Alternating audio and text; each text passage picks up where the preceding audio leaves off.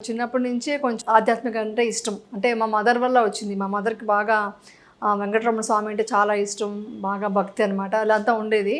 So, అప్పుడు సింపుల్‌గా ఉండేదాన్ని కానీ నాకొక ఏజ్ ఒక 14, 15 ఇయర్స్ వచ్చేటప్పటికి నాకెందుకో ఈ రొటీన్‌గా ఫ్యామిలీ పెళ్లిళ్ళు చేసుకోవడం ఇలా అంతా నాకు ఇష్టం ఉండదనమాట.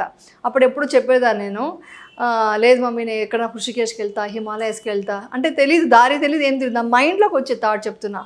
ఇలా వెళ్ళాలని ఉంది నాకు అంటే, అదంతా జరగదమ్మా, నువ్వు మ్యారేజ్ చేసుకో, తర్వాత ఫ్యూచర్‌లో వెళ్దువు గానీ, అలాగా స్పిరిచువల్‌గా వెళ్దువు గానీ అని చెప్పేవాళ్ళు. బట్ నాకు తెలీదు, రూట్ ఏం తెలీదు. సో, అలాగా నా ఫ్యామిలీ లైఫ్‌లో లీడ్ చేసుకుంటూ ఇలాగే ఉండేదాన్ని. తర్వాత వచ్చేసి నాకు ఈ మెడిటేషన్ అనేది చాలా ఇంట్రెస్ట్ అనమాట. ఎలా చేయాలో తెలీదు మెడిటేషన్. ఏదో యూట్యూబ్‌లో చూడటం, అది చూసి ఇది చేయడం, అలాగ చేయడం, ఇలా నేర్చుకుంటూ ఉండేదాన్ని. ఊరికే రేకి ట్రై చేయడం. తర్వాత వచ్చి బేబీ పట్టాభిరామ్ గారు ఉన్నారు కదా!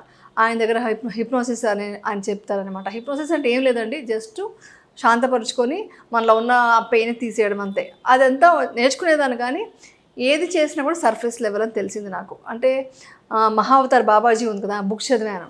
ఆయన సంబంధించిన బుక్స్ చదివాను నేను. చదివినప్పుడు ఆయన తలుచుకొని, నాకు ఇంకా కొత్తగా ఏం తెలియదని చెప్పాను కదా! ఇంట్లో కూర్చొని ఊరికే మెడిటేషన్ చేస్తూ ఒక ఏదో చక్రాలని అబ్జర్వ్ చేస్తూ వెళ్తే జస్ట్ ఒక బాగుండేదనమాట ఆ మెడిటేషన్.